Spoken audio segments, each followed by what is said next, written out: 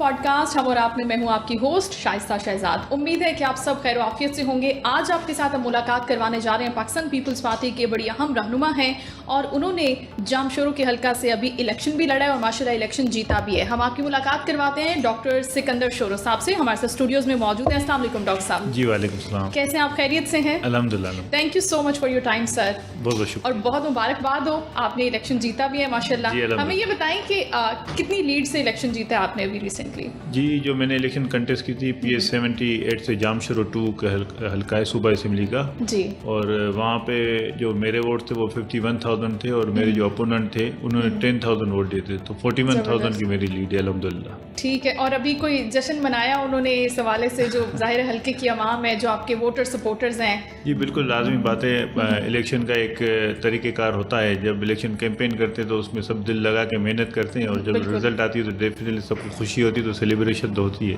तो डॉक्टर साहब, आज के पॉडकास्ट में हम आपके हल्के के आवाम के जो मसाइल हैं उन पर भी गुफ्तगू करेंगे। आपके पास हल क्या है, क्योंकि पाकिस्तान पीपल्स पार्टी जाहिर है एक बड़ी जमात भी है, वफाक में भी नाम है और अभी भी जो हुकूमत फॉर्म होने जा रही है उसमें भी बहुत बड़ा रोल है आसिफ अली जरदारी साहब का, बिलावल भुट्टो जरदारी साहब का।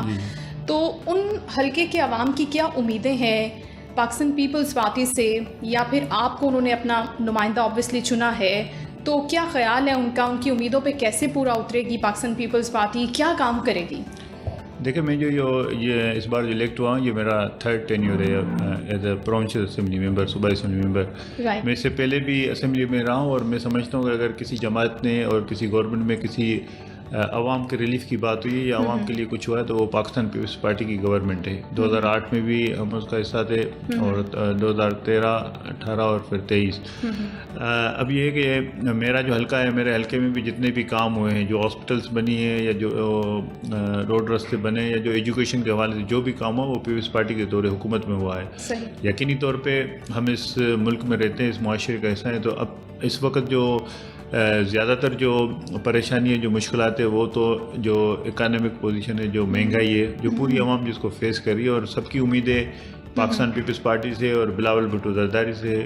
फिर अनएम्प्लॉयमेंट है, जो बेरोज़गार जो नौजवान हैं उनकी भी बड़ी उम्मीद है, और बिलावल साहब ने अपनी स्पीचेस में जो अपना मंशूर जो बताया था उसमें सबसे प्रायोरिटी पे यही रखे हुए। बाकी मेरा हल्का है जो कि देही और रूरल दोनों पे जो है मुश्तमिल है। जो रूरल साइड है मेरा, जो जिसमें मेरा तालका मांझंद है, और जो शहरी है वो तालका कोटरी है। अब वहाँ पे जो इरिगेशन के हवाले से जो तालका मांझंद में काम हुआ है, जिसकी वजह से हज़ारों एकड़ ज़मीनें आबाद हुई है, जो वो भी पिछले दौर हुकूमत में हुई है, लेकिन अभी हमें उस पर बहुत काम करना है अभी। क्योंकि हम जितना लोगों को जो ना इतना रोज़गार हम दे नहीं सकते जितना हम अगर उनके लिए ये काम करते हैं और उनकी ज़मीनें आबाद होती है। यकीनी तौर पे शहर के हवाले से हॉस्पिटल की हालत इम्प्रूव हुई है और वहाँ पे बेहतर फैसिलिटीज़ है, लेकिन वहाँ पे आप तो डॉक्टर साहब एक बड़ी ज़बरदस्त बात कर रहे हैं कि हम ज़मीनों को आबाद करने के हवाले से भी इक़दाम आपने किए हैं, पहले टेन्योर में भी मेंबर सिंध असम्बली भी रहे हैं। तो ये कौन लोग कहते हैं कि अंदरूनी सिंध में हालत बड़ी ख़राब है, वहाँ पर लोगों के लिए बुनियादी जो उनकी ज़रूरियात हैं वो मौजूद नहीं है?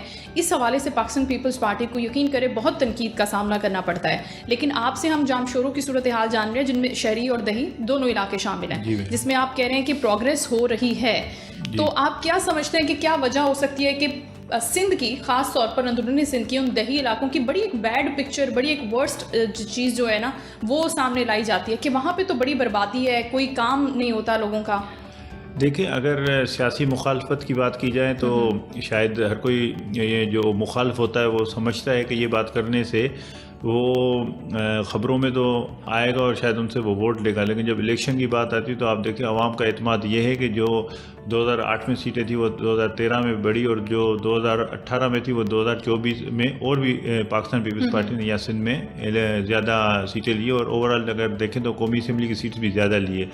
काम पीपल्स पार्टी के दौर में हुकूमत में हो रहे हैं। मेरे हल्के में अगर आप चल के देखेंगे तो जो हॉस्पिटल जो कि एक रूरल हेल्थ सेंटर था, वो इस पीरियड में जो है वो अपना डिस्ट्रिक्ट हेडक्वार्टर हॉस्पिटल बना, फिर सिविल हॉस्पिटल बना, फिर वहाँ पे बिलावल मेडिकल कॉलेज से उनकी एफिलिएशन हुई। जितने भी आप देखेंगे, अगर मेन जो हाईवे देखेंगे वो भी अगर बनाए तो वो पाकिस्तान पीपल्स पार्टी के दौर हुकूमत में, इनिशियली वो बना था बेनज़ीर साहबा के दौर हुकूमत में, फिर अभी बना है अपना पीपल्स पार्टी के दौर हुकूमत में। और अगर हम देखेंगे वो ये अगर मेन हाईवे सुपर हाईवे को छोड़ के अगर हम देखते हैं जो शहरों के में जो रोड रास्ते हैं वो भी हमारे दौर हुकूमत में, जो पीपल्स पार्टी का दौर हुकूमत है, जो आवाम का दौर हुकूमत है, उसमें बने। बहुत सारी जो लोगों के जो मसाइल हैं वो एड्रेस हुए और हल भी हुए हैं। यकीनी तौर पे कुछ मसाइल रहते हैं, जैसे हमें जिस तरीके से हमने सेहत की सहूलियात को बेहतर किया है, लेकिन जो रिमोट एरियाज हैं वहाँ पे और भी सेहत की सहूलियात को हमें बेहतर करना है। एजुकेशन के हवाले से भी बहुत अच्छा काम हुआ है। आप देखेंगे कि अगर इस पिछले दौर हुकूमत में भी NTS के ज़रिए एक साफ़ शफाफ जो एग्ज़ाम्स हुए थे, उसमें जितने टीचर्स अपॉइंट हुए हैं और जो टीचर्स जिनकी जहाँ पे पोस्टिंग हुई है, और वो पोस्टिंग होने के बाद जो स्कूल्स जो रन कर रहे हैं, ये किसी भी और किसी दौरे हुकूमत बनने में पाकिस्तान पीपल्स पार्टी के दौरे हुकूमत है। एक एग्जांपल आप देखें, हमारे गंबट की जो हॉस्पिटल है, जहाँ पे इलाज के लिए पंजाब से भी लोग आ रहे हैं, बलूचिस्तान से भी आ रहे हैं और KPK से भी आ रहे हैं।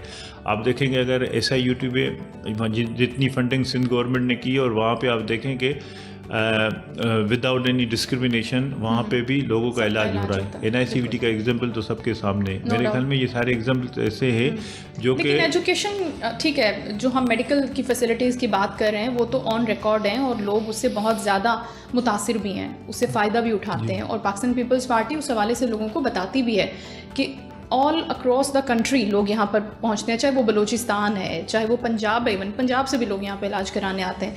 लेकिन जो तालीम का निज़ाम है, आप क्या समझते हैं कि वो कितना कॉम्प्रोमाइज़्ड है, कितना वक्त लगेगा उसको इस्टेब्लिश होने में? कराची में तो चले बहुत हद तक ये चीज़ें उस तरीके से नहीं फेस करते लोग, लेकिन अंदरून के इलाकों में, दही इलाकों में आप क्या समझते हैं कि ये क्या काफ़ी हैं जो तालीम की सहूलियात हैं बच्चों के लिए?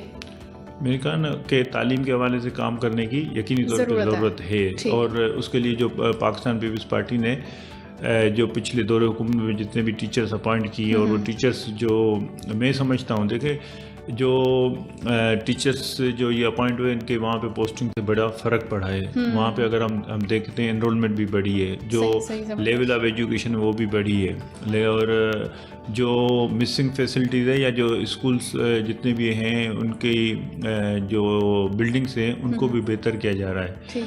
लेकिन ये मसाइल हैं, और मैं समझता हूँ कि तालीम के हवाले से और काम करने की ज़रूरत है। मेरे ये जो प्राइवेट और गवर्नमेंट स्कूल का डिस्क्रिमिनेशन है, ये भी जो ना मैटर करता है। अगर हम इसको भी किसी तरीके से ख़त्म करें, या गवर्नमेंट की जो स्कूल्स की जो एजुकेशन का लेवल है, अगर वो और भी उसको बेहतर किया जाए, तो याद होगा अभी बिलावल साहब ने बात तो की है इलेक्शन से पहले, जो उन्होंने भी मंशूर दिया था अपना 10 निकाती एक मंशूर, उसके अंदर उन्होंने बोला था कि जो तालीम का निज़ाम है, जैसे कि हम बात करते हैं कि बच्चों को प्राइवेट स्कूल में ज़्यादा बेहतर एजुकेशन और माहौल मिलता है as compare to government school जो सरकारी स्कूल होता है। लेकिन उन्होंने कहा था कि जो यकसा निज़ाम का तालीम है, जो एक पूरा सिस्टम है, हम चाहते हैं कि हम उसको इंट्रोड्यूस करें, उसको इम्प्लीमेंट करें। आपको क्या लगता है कि ये हो सकता है नियर फ्यूचर में? जी बिल्कुल हो सकता है, लेकिन उसके लिए यकीनी तौर पे टाइम दरकार है। अच्छा। प्राइवेट स्कूल्स के अपने जो टीचिंग के हवाले से प्रॉब्लम्स भी हैं, बहुत सारी जगह पे बहुत सारी प्रॉब्लम्स हैं। आप देखें, और हर कोई जो है ना उसको अफोर्ड भी नहीं कर सकता, लेकिन स्टेप वाइज अगर हम देखेंगे तो जो गवर्नमेंट के स्कूल्स हैं उनके भी उनका जो स्टैंडर्ड बेहतर हुआ है, और आहिस्ता आहिस्ता वो उनको कम्पीट करेंगे। हमारे देखें यूनिवर्सिटीज़ है, जो गवर्नमेंट की यूनिवर्सिटीज़ है, क्या हम देखेंगे तो रैंकिंग के हवाले से उनकी रैंकिंग बेहतर हुई है, चाहे वो सिंध यूनिवर्सिटी हो, मेहरान हो या लम्स हो। ये तीनों यूनिवर्सिटी जामशोर के उस हल्के में जहाँ से मैं इलेक्शन कंटेस्ट करता हूँ। यूनिवर्सिटी तो पूरे सिंध के हवाले से, और वहाँ पे हर जगह से वहाँ पे स्टूडेंट आते हैं, लेकिन मैं एक एग्जांपल दे रहा हूँ।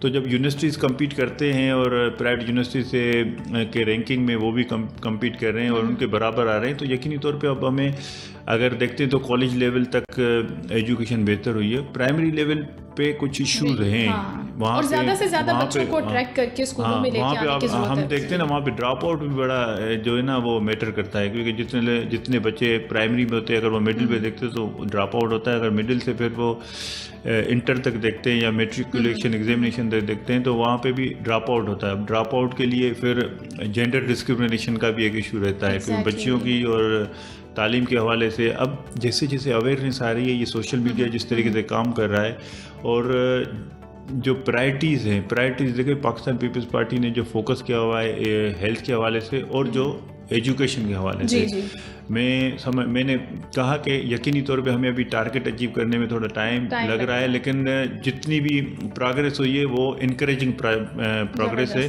बस और यही बात है इंशाल्लाह ताला डॉक्टर साहब कि हमें वो आपकी उसमें शामिल ज़रूर होनी चाहिए। यकीनी तौर पे वो प्रायोरिटी लिस्ट में है। और प्रायोरिटी में वो प्रायोरिटी यकीनी तौर पे चेयरमैन साहब ने अपने मंशूर में दी हुई है। पाकिस्तान पीपल्स पार्टी उस पर काम कर रही है, और पाकिस्तान पीपल्स पार्टी के इस जो कमिटमेंट है, मेरे ख्याल में उस वजह से ही आप देखेंगे पाकिस्तान पीपल्स पार्टी को लोग और ज़्यादा वोट कर रहे हैं। इस बार exactly propaganda is a part of political जो भी उनका ठीक है डॉक्टर साहब, जैसे हम सैलाब की बात कर लेते हैं, जो सैलाब आए हालिया और बड़ी तबाही भी मची, ख़ास तौर पर सिंध बहुत ज़्यादा उससे मुतासिर हुआ, और जिस तरीके से लोगों की फसलें थी, उनके माल मवेशी थे, उनके घर थे, सब बह गया, बर्बाद हो गया। क्योंकि बिलावल साहब ने बोला कि उनको घर बना के भी देंगे, घर डिलीवर भी हुए।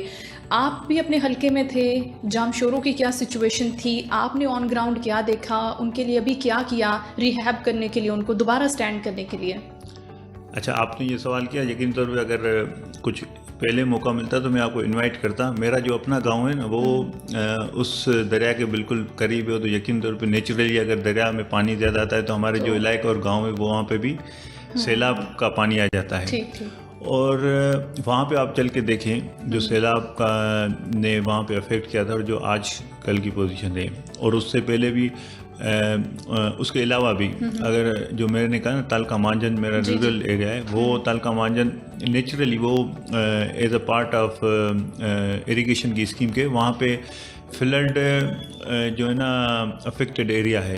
लेकिन वो फ्लड अफेक्टेड एरिया इसलिए कि वहाँ पे पानी जाने से फ़ायदा भी होता है, लेकिन लोग क्योंकि अब कच्चे के इलाके में बसने लगे हैं तो पानी उनको नुकसान भी दे रहा है। लेकिन जितने भी गांव जो कि पानी के सैलाब के पानी से जो अफेक्ट हुए, और जितने भी लोगों के जो रोज़मर्रा की ज़िंदगी डिस्टर्ब हुई, तो उसके बाद पाकिस्तान पीपल्स पार्टी ने ना सिर्फ उनको घर दिए जो कि वहाँ पे बन रहे हैं और बने हैं, बल्कि उनको मुख्तलिफ स्कीम्स के तहत जो स्कीम्स उनको जो कैश जो पैसे हैं, और उनके अलावा जो उस वक़्त रिहेबिलिटेशन की थी, रिहेबिलिटेशन उस वक़्त क्या हुआ था, अचानक जो इस बार तो ये हुआ था कि जो बारिशें इतनी ज़्यादा हुई, एक तो दरिया से पानी आता है वो उनको अफेक्ट करता है, लेकिन बारिश का पानी वो पहाड़ों से नीचे आता है। जो दरिया का जो पानी आता है उसमें ये होता है कि लोगों को पता है, क्योंकि लोग तो पुराने वहाँ पे रहते हैं ना, लोगों को पता है कि हमें 1 महीने के बाद या 15 दिन के बाद ये पानी आहिस्ता आहिस्ता आके हमारे घरों में दाखिल होगा। लेकिन जो बारिशों का पानी होता है उसमें दिन भी नहीं लगते, घंटों में वो पानी अंदर आ जाता है। तो इस वजह से मेरे हल्के में इस बार नुकसान ज़्यादा हुआ। लेकिन पहले उनको इवैक्यूएट किया गया, फिर उनके लिए टेम्परेरी रिहाइश का बंदोबस्त किया गया, फिर उनके लिए फूड और दूसरी जो चीज़ों का बंदोबस्त किया गया, फिर उनके लिए ये हेल्थ की फैसिलिटीज़ के हवाले से जो अरेंजमेंट थी वो की गई। और बाद में जब ये सारी चीज़ें जब पानी उतरा तो फिर उनको वापस उनके गांव तक शिफ्ट किया गया। और शिफ्ट करने के बाद ये है कि उनको घर भी बना के दिए गए। और मैं नहीं समझता कि लोगों के लिए इतना बड़ा काम कोई और किसी दौरे हुकूमत में हुए होंगे, लेकिन लोगों ने अप्रिशिएट भी हमें बड़ा किया था।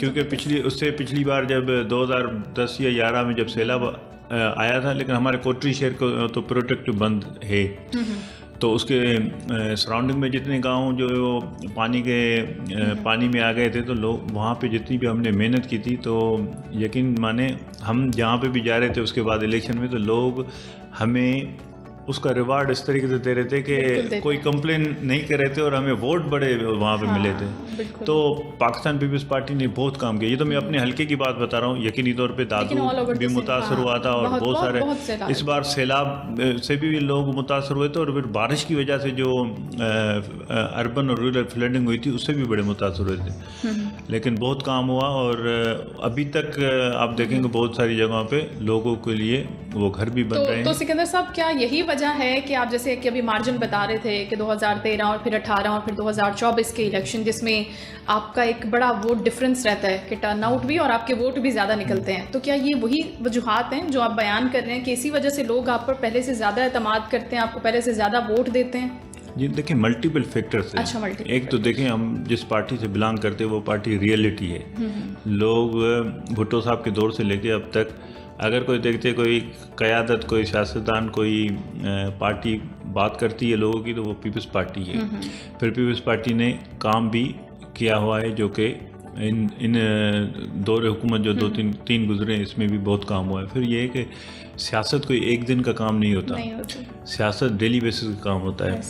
उसके लिए बैठना पड़ता है, उसके लिए अपने अपने हलकों में प्रेजेंस भी हो और वहाँ पे लोगों के बारे में मालूमात भी होनी चाहिए और डिलीवर भी होना चाहिए। और फिर हम क्योंकि हमारे ऊपर भी चेक एंड बैलेंस तो रहता है, तो हम वहाँ पे लोगों को डिलीवर भी करते हैं जो देखें हम कर सकते हैं और प्रेजेंस भी शो करते हैं। बाकी देखें मुखालफत में आते हैं ख़ास तौर पे इलेक्शन के टाइम पे। अब इलेक्शन के टाइम पे आने से और 5 साल लोगों के लिए मेहनत करने में बहुत फ़र्क होता है। और लोग ये जानते हैं डॉक्टर साहब कि कौन हमारे लिए किस वक्त पर खड़ा रहा, हमारे साथ रहा, कौन शो अप हुआ और कौन डिसअपीयर हो गया उस हार्ड टाइम के अंदर। जी बिल्कुल। तो अगर कोई सैलाब के दौरान नज़र नहीं आएगा, अगर कोई कोविड के दौरान नज़र नहीं आएगा या किसी ने कोविड के दौरान काम किया तो इसमें फ़र्क बिल्कुल होगा। क्योंकि इतनी बड़ी जो कैलेमिटी थी कोविड के हवाले से, तो देखिए काम तो उसमें पाकिस्तान पीपल्स पार्टी ने उसमें भी किया था। लोग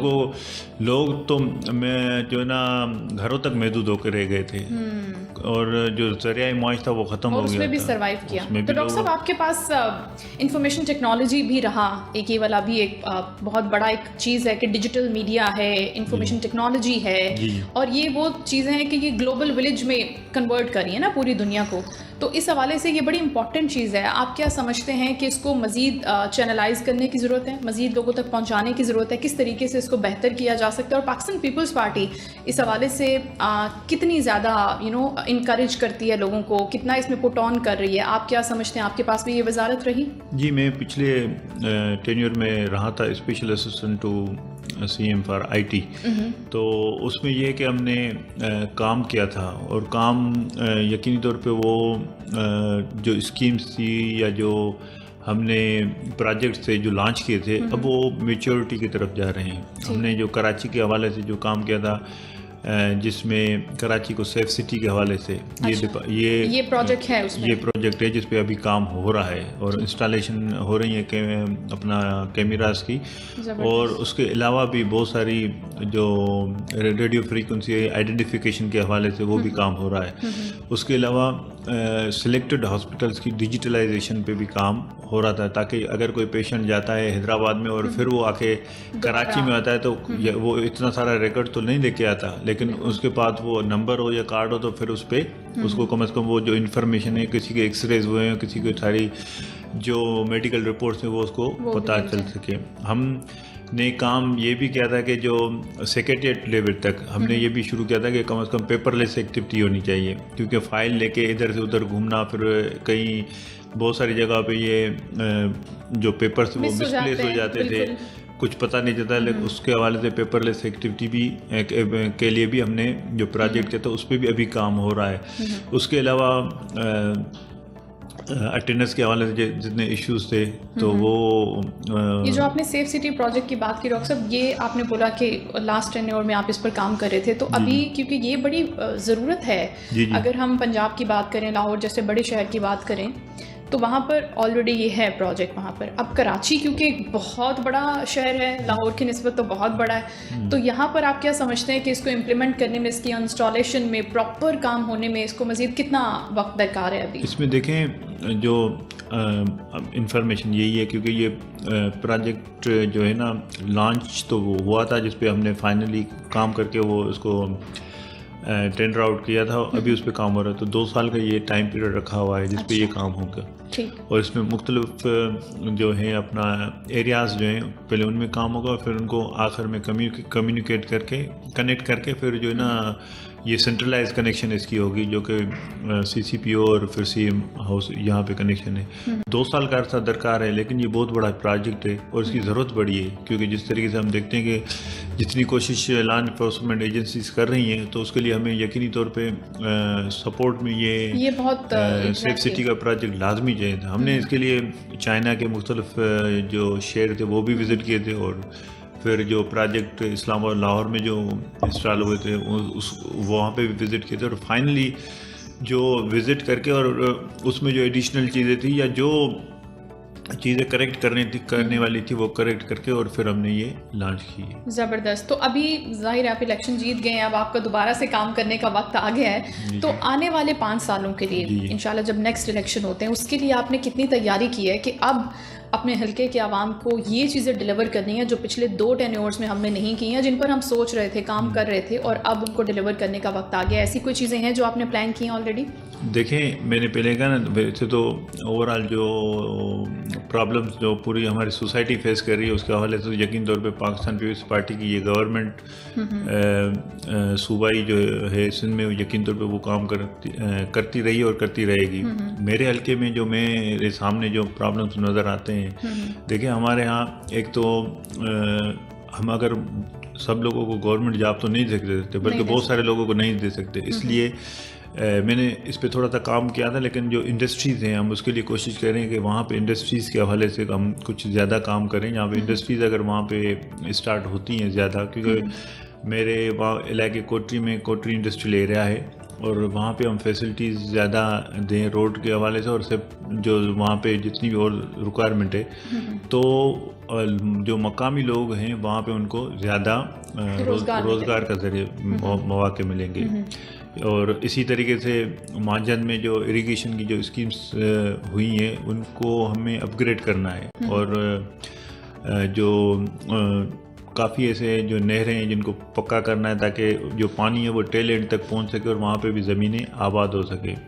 उसके अलावा हेल्थ के हवाले से हम काम कर रहे हैं, जो प्रोजेक्ट रह गए उसमें NICVD का जो सेटेलाइट जो यूनिट है वो भी वहाँ पे कोटरी में वो आएगा। और उसके अलावा आज भी हमारी डिस्कशन चल रही थी डायलिसिस के हवाले से भी, जो हम काम कर रहे थे कि वहाँ पे कोई बड़े पैमाने में, छोटे पैमाने पे भी हो रहा है लेकिन बड़े पैमाने पे हम वहाँ पे काम करेंगे। मेरी ये है कि गर्ल्स के लिए जो डिग्री कॉलेज है वो मेरे जो मांझन में भी जो तालका है वहाँ पे, फिर जामशुरो हमारा टाउन है वहाँ पे भी, और फिर कोटरी तालका है वहाँ पे भी, उसके लिए भी हमने जो है अपना ये प्रपोजल फ्लोट किया हुआ है, उस पर काम करना है। तो आपको लगता है कि ये जो गर्ल्स एजुकेशन के हवाले से भी आपके प्रपोजल हैं जो भी ज़ाहिर है फ्लॉट हुए हैं, इनके ऊपर काम होना बाकी है, जो पाकिस्तान पीपल्स पार्टी की जो मरकज़ी क़यादत है, या जब आप मिलते हैं बिलावल साहब से, बाकी बड़ों से, तो वो अप्रिशिएट करते हैं, इसमें आपको उसी तरीके से ग्रीन सिग्नल मिलता है, उसी तरीके से इंकरेजमेंट मिलती है कि बड़ी ज़बरदस्त बात है आप कर रहे हैं और आप करें, फंड्स और बाकी सब चीज़ों में कोई प्रॉब्लम तो नहीं होती? नहीं होती, क्योंकि हमारे CM साहब भी हैं, मुराद अली शाह साहब, जो कि पहले जो भी 2 टेन्योर में थे, साईं कायम अली शाह साहब भी थे, वो भी इसको इन प्रोजेक्ट्स को इनकरेज करते हैं। बिलावल साहब से भी जब भी मुलाकात होती है तो ये हल्के पे बात होती है, वो पूछते भी और हम बताते भी हैं, और जो प्रोजेक्ट्स हैं उनको यकीन तौर पे इनकरेज वो करते हैं। तो जो अगर हम बता दें तो कोई हमें रुकावट हिंड्रेंस नहीं है, बल्कि वो वहाँ से यही होता है कि हमें इनकरेजमेंट होती है। और मेरी तो ये कोशिश भी है कि कोई लॉ यूनिवर्सिटी के हवाले से भी हम वहाँ पे काम हमने सोचा हुआ है वो भी करें, ताकि हमारे यहाँ अलग से एक लॉ यूनिवर्सिटी बन जाए, जैसे सिंध यूनिवर्सिटी मेरान और अपना लम्स है, तो वहाँ पे कोई लॉ यूनिवर्सिटी का भी हम कोई काम स्टार्ट करवाएं, या वहाँ पे कहीं इनिशियली स्टार्ट हो जाए और बिल्डिंग वगैरह बन जाए, तो हमें हमेशा अप्रिसिएशन भी मिली है और इनकरेजमेंट भी मिली है। आपका बहुत अच्छा विजन है कि आप इन सब चीज़ों के ऊपर काम करते हैं, इन आइडियाज़ को जनरेट करते हैं और फिर उसको लेकर चलते हैं, ये बहुत ज़रूरी होता है, और यही एक वजह हो सकती है कि आपको लोग हमेशा चूज़ करते हैं। कितना वक्त गुजारते हैं डॉक्टर साहब आप हल्के के आवाम के साथ, किस तरीके से अपने दिन को, अपने टाइम को डिस्ट्रीब्यूट करते हैं? देखें, होता ये है कि असेंबली का सेशन होता है तो हमें यहाँ पर प्रेजेंस तो शो करनी पड़ती है, और फिर होता इसे कि जैसे वीकेंड पे हम चले जाते हैं अपने गांव में, और वहाँ वीकेंड पे हल्के में मतलब कोई एक दिन जो ऑफिस होता है जो कि हल्के में, वहाँ पे बैठते हैं। फिर अगर 2 दिन बचते हैं तो फिर लोगों के पास जाना होता है, कोई प्रॉब्लम है या कोई किसी प्रोग्राम में जाना होता है। तो 4 से 5 दिन अगर सेशन होता है तो फिर तो यहाँ कराची में होना पड़ता है, और 2 दिन हम हल्के में जाते हैं। अदरवाइज आपको कांटेक्ट कर सकते हैं लोग, किस तरीके से आपको अप्रोच करते हैं? आपके डिफरेंट, जाहिर है पूरी टीम है, तो वो लोग भी उसी तरीके से आप उनकी बात सुनकर आप तक पहुंचाते हैं उनके पैगामात को? मोबाइल फ़ोन पे तो सबसे राब्ते में रहते हैं, और ये तो अब कुछ बेहतरी जो मोबाइल फ़ोन और ये सोशल मीडिया और इससे होती है, यकीनन इससे तो फ़ायदा लेते हैं। और तो बाकी तो ये है कि एक कोई भी एक अलग से कोई ये सब काम तो नहीं कर सकता। हमारी भी टीम है, वो उनसे राब्ते में भी रहती है। वो तो पूरा हफ्ता ही उनसे राब्ते में रहती है, वो पूरा महीना, और तकरीबन 24 आवर्स राब्ते में तो रहते हैं। बाकी अगर असेंबली का सेशन नहीं होता तो फिर 4 से 5 दिन फिर भी जो ना हफ्ते के फिर वहाँ पे भी गुजरते हो।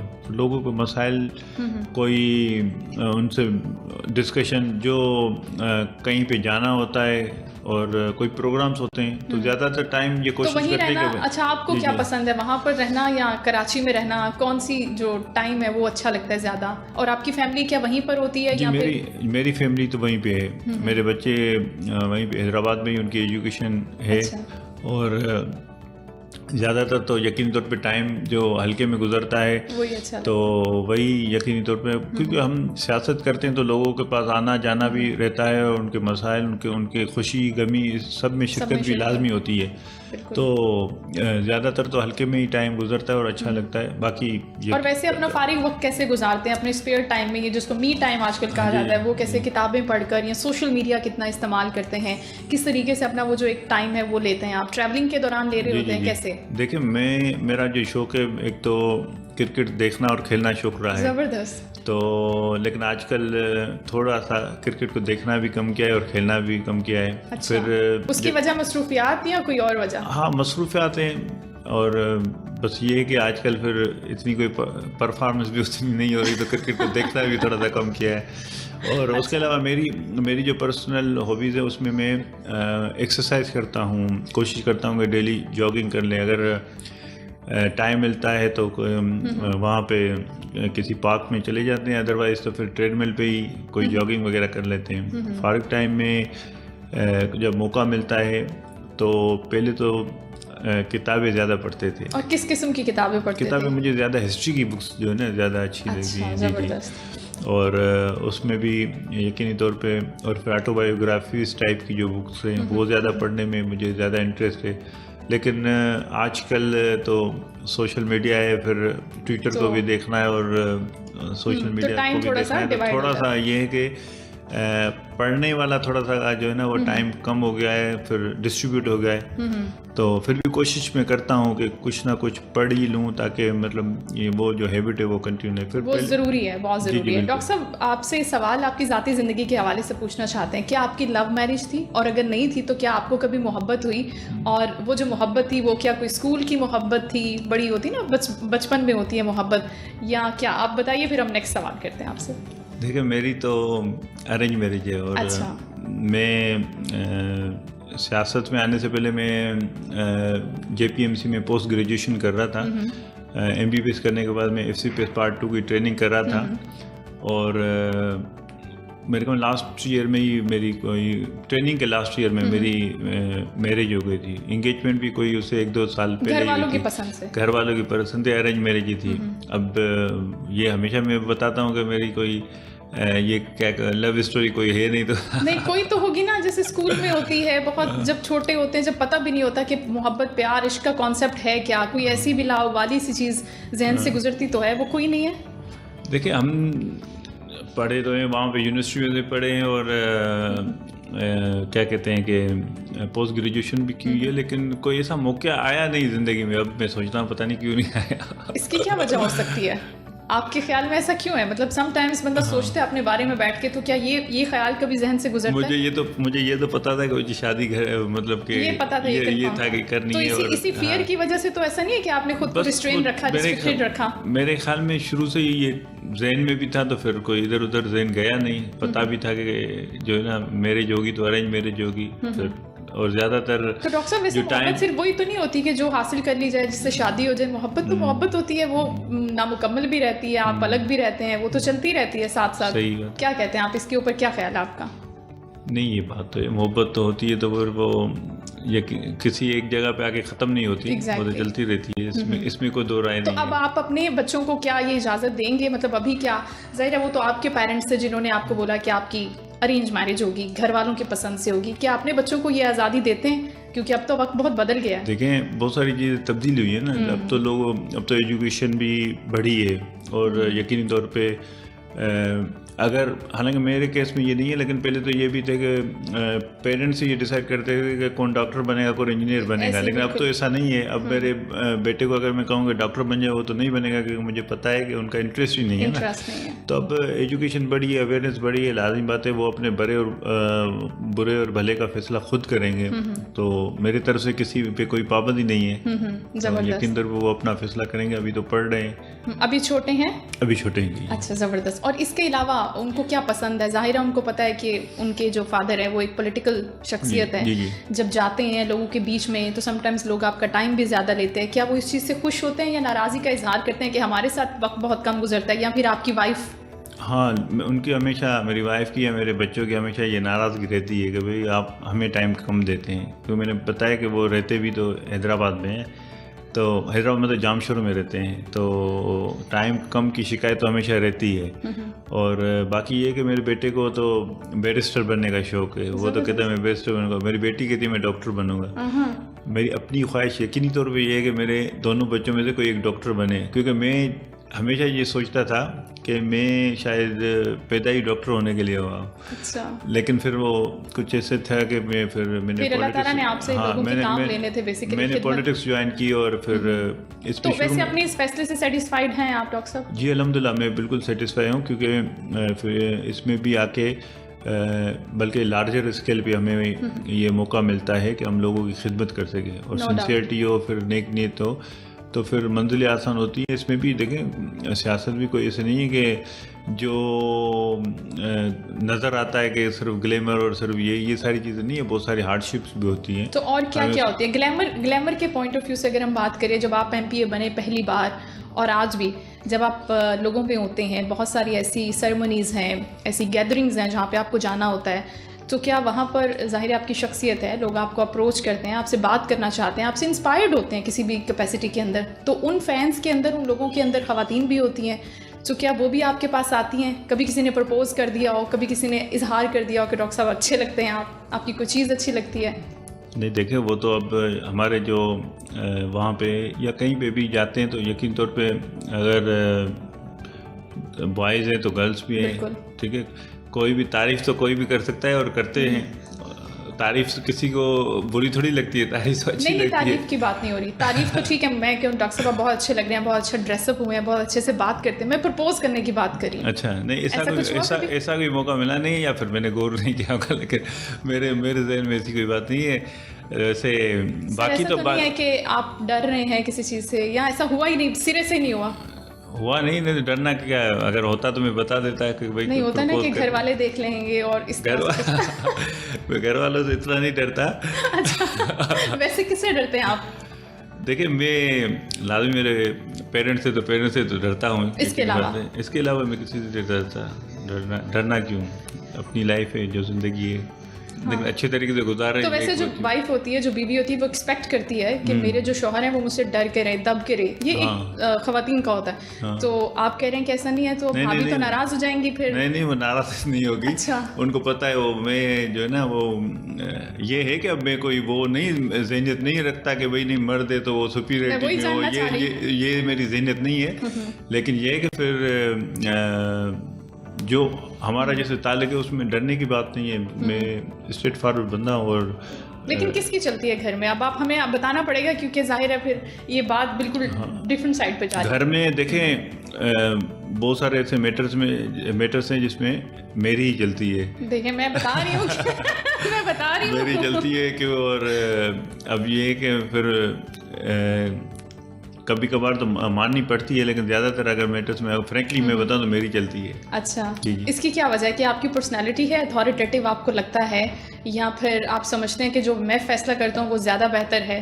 इसकी क्या वजह है? ये है कि देखिए हमारे उसमें हमारे कल्चर के हिसाब से भी और फिर ये है कि मैं अपनी फैमिली का अपनी खाली क्योंकि हमारी एक जॉइंट फैमिली है। अच्छा जॉइंट फैमिली। उस जॉइंट फैमिली में फिर मैं पॉलिटिकली नहीं, फिर उस फैमिली के हवाले से भी मुझे बड़ा किया हुआ है ना। अच्छा तो अब उसमें फिर ये कि रेस्पेक्ट के हवाले से मैं ना सिर्फ अपनी जो मेरी जो फैमिली है उसमें, लेकिन जो दूसरी जो हमारे गांव है तो फिर आप तो वहाँ पे जो भी बात होती है तो फिर मेरा जो मशवरा भी लेते हैं, फिर मानते भी है। तो इस हवाले से मुझे थोड़ा सा ये एज है कि फिर अगर दूसरों के लिए मैं बात करता हूँ वो मानते हैं तो फिर घर वाले तो घर वालों को भी माननी पड़ती है कि देखिए इनकी तो हर जगह चलती है। तो डॉक्टर साहब वैसे खाने में क्या पसंद है और कौन बनाता है आपका पसंदीदा खाना? मुझे खाने में ज़्यादातर में गोश्त पसंद है। और अच्छा। हाँ। और वो गोश्त कौन सा गोश्त है? वो मतलब गाय का गोश्त है, बकरे का गोश्त है, चिकन कौन सा? बकरे का और चिकन का। और चिकन भी जो देसी मुर्गी होती है ना उसमें थोड़ा सा। और घर वाले ही बनाते हैं? वाइफ के हाथ का बना हुआ पसंद है? जी मैं खाता मैं घर वालों की हूँ, और वाइफ का हो या फिर वहाँ पे जो हमारा मैंने कहा ना कि एक कंबाइंड फैमिली सिस्टम है, सिस्टर्स है या और तो खाता में मतलब मुझे पसंद जो है ना घर का खाना ही है। और आपको खुद खाना बनाना आता है? कोई ऐसी डिश है जो आप बना के खिलाते हैं घर वालों को या नहीं? मुझे तो यकीन माने मुझे तो जो अंडा है वो तोड़ना भी नहीं आता। अच्छा। और मैंने कोशिश की कि मैं थोड़ा सा सीख लूँ या कम से कम चाय बनाना सीखूँ। अच्छा। लेकिन आज तक मुझे याद नहीं है कि कभी मैंने कोई अंडा बनाया हो या कोई चाय बनाना सीखा। हाँ, हालांकि मैं कुछ अरसे के लिए हॉस्टल में भी रहा हूँ, जो कि मेरे इनिशियल जो एजुकेशन थी लम्स से। जी बिल्कुल। तब मैं हॉस्टल में भी रहा हूँ, लेकिन कभी मतलब ये है कि कुछ चीज़ें एफर्ट की आपने कोशिश की लेकिन हुआ नहीं, आप ये कह रहे हैं? नहीं, मैंने कभी एफर्ट भी नहीं की। सीधी सी बात है। मुझे पता नहीं क्यों कुकिंग से शौक तो है, लेकिन कभी मुझे मतलब कि अब उसके लिए फिर वो ध्यान इतना देना पड़ता है और थोड़ा सा टाइम देना पड़ता है, वो मैंने कभी दिया नहीं है। इसके अलावा क्या म्यूजिक पसंद है? बुक रीडिंग तो आपने बताया कि आपको हिस्ट्री की पसंद है, इसके अलावा म्यूजिक कैसा पसंद है? कैसी मौसीकी सुनना पसंद करते हैं? ड्राइव पे जा रहे हैं, कहीं जा रहे हैं? हाँ, म्यूजिक अकॉर्डिंग टू मूड सुनते हैं। कभी तो आपदा परवीन को भी सुन लेते हैं, कभी कोई नुसरत फतेह अली खान को सुन लेते हैं, कभी कोई और जो मतलब आजकल के जो गाने वो भी सुन लेते हैं। तो मूड भी होता है, कभी कुछ ना कभी कुछ सुन लेते हैं। लेकिन ये होता है कि अब ऐसा ही होता है कि कभी जा रहे होते हैं और टाइम मिल गया तो यूट्यूब पे ही सर्च करके वहाँ पे सुन लिए। अच्छा जी जी ठीक। अच्छा, एक वो आपके ये खाने पीने से याद आया कि आपके इलाके की तो पल्ला मछली बड़ी मशहूर है ना? जी बिल्कुल, बिल्कुल। उसमें एक गाना भी बनाया हुआ है। तो अब ये जो टीम है हमारी UNN की पॉडकास्ट की टीम, इनको भी बहुत पसंद है पल्ला मछली, जाहिर है। तो आप बताएं कि आप इनको कोई दावत शावत खिला रहे हैं मछली की या नहीं? नहीं, आपने बड़ा अच्छा याद दिलाया। और मैं आपके इस पॉडकास्ट और आपके तवज्जुह से सबको इनवाइट करता हूँ कि आप आएँ वहाँ पे।